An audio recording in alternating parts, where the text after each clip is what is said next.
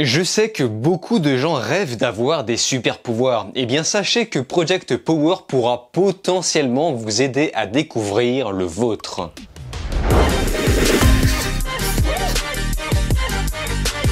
Salut à tous, c'est Vince alias Amir Game et ça y est, la fraîcheur est enfin revenue, ce qui me redonne du plaisir et la motivation à refaire des vidéos. Aujourd'hui, je suis là pour vous parler du tout nouveau film Project Power, réalisé par Henry Chust et Ariel Schulman. Réal connu en tant que binôme sur certains projets, mais beaucoup moins dans la sphère du cinéma de manière générale. Mais ils seront quand même là derrière la caméra pour cette nouvelle production Netflix. Et tout ça pour nous raconter une histoire qui se déroule à la Nouvelle-Orléans. Le film se focalise sur des petites pilules nommées Power qui révèlent notre super pouvoir pendant l'espace de 5 minutes. Cependant, impossible de savoir ce qu'il va se passer avant de l'avoir avalé. Certains y découvrent une invincibilité, une force surhumaine, une peau par balle, etc. Ou certains ne supportent pas la pilule et meurent directement. Donc il se passe ce qu'il devait se passer, c'est-à-dire qu'on va faire tourner un marché autour du trafiquant de pilules, ce qui va créer un bordel dans la ville, donnant des super pouvoirs un peu à n'importe qui, ce qui permet d'augmenter la criminalité de manière assez phénoménale. Et c'est dans tout ça que le flic Frank va donc s'associer avec une jeune dealeuse,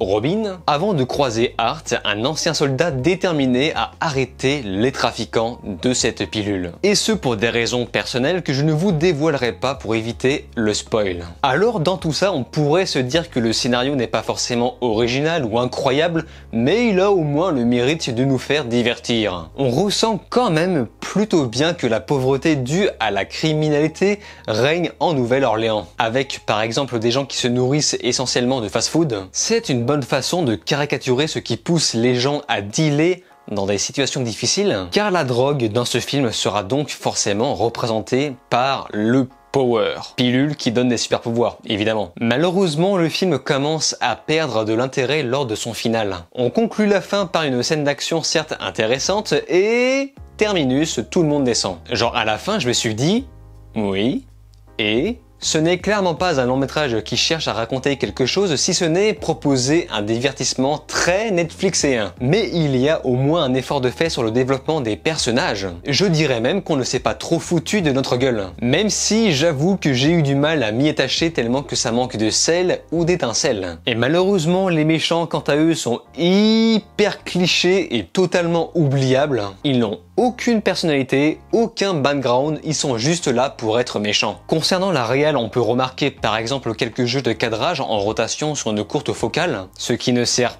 pas à grand chose sur certains plans. Et si je puis me permettre, je trouve que ça sent un peu l'amateurisme sur la réal. Les gars cadrent un peu comme ils veulent juste parce que ça fait joli sans vraiment savoir ce qu'ils cherchent à raconter. Surtout qu'ils ne proposent ce genre de plan qu'au début, à croire qu'ils étaient littéralement en manque d'inspiration pour la suite. Et les scènes d'action paraissent à première vue un peu bordéliques, même si elles ont un certain charme. Project Power peut au moins se vanter d'être vraiment dynamique. On sent vraiment l'impact des scènes de combat et de course-poursuite. Et le tout nous est proposé avec un casting que je qualifie de solide pour une production Netflix. J'entends bien Jamie Foxx et Joseph Gordon-Levitt. Malheureusement, ce dernier, dans le personnage du flic, est assez inintéressant, même si maintient son caractère de pied ferme, mais là pour le coup ça vient vraiment du talent de l'acteur. Et Jamie Foxx, quant à lui, joue un personnage peut-être un peu stéréotypé, mais il le fait bien. Tout ça est hélas présenté sur un montage découpé au couteau. Le rythme est parfois décousu, parfois trop lent, parfois trop rapide. On a du mal à digérer les informations apparues, surtout quand il s'agit des informations données aux protagonistes. Ceci dit, côté effets spéciaux, j'aime beaucoup les gros plans pour décrire l'apparition des super pouvoirs dus à la pilule. C'est à la fois vraiment dégueu et fascinant à regarder. Ça fait presque très Crysis le jeu vidéo, avec de plus une utilisation de ralenti très stylée et pas qu'une fois en plus.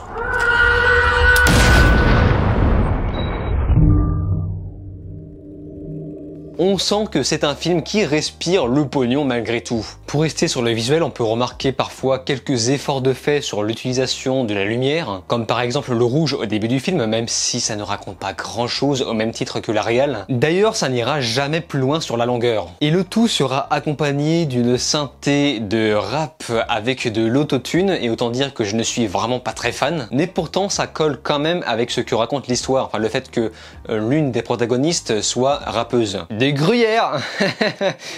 Ah la vache. C'est surtout la fameuse musique générique oubliable de Netflix qui planera tout du long. Ah, d'ailleurs, parenthèse, mais je n'ai étrangement pas remarqué de progressisme dans ce film qui, je le rappelle, est une production Netflix. Ce qui est étrange de leur part vu qu'ils passent leur temps à placer des personnages stéréotypés, mais pour une fois dans Power Project, ce n'est pas le cas. Mais cependant, je tiens à rajouter que les films Netflix se ressemblent beaucoup trop et c'est vraiment dommage. La façon de procéder et raconter ressemble beaucoup trop à The Old Guard. Mais juste sur la structure, pas le scénario. Même si je trouve Project Power un peu au-dessus. Mais c'est juste qu'on sent quand même que les films Netflix sont des produits de production. Ce sont des films techniques et bien trop peu artistiques à mes yeux. Et ça, bizarrement, ça ne concerne que les films et pas toujours les séries. Par exemple, le film que j'ai été voir cette semaine dont je vous ai parlé en vidéo, Light of My Life, ça c'était un film avec une réal vraiment différente, une façon de faire vraiment différente, avec quelques risques également, celui de ne pas attirer tous les spectateurs. Alors que l'objectif de Netflix est justement d'attirer le maximum de gens. Ce qui sera forcément le cas de Project Power puisqu'il y a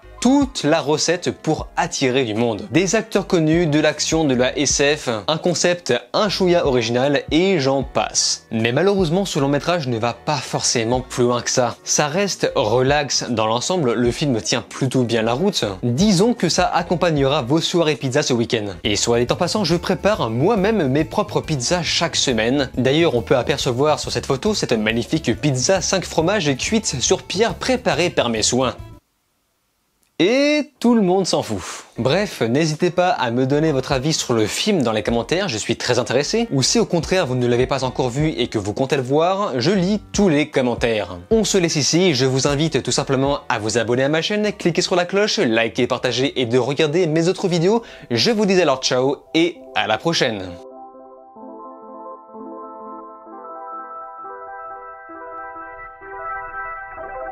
Thank you.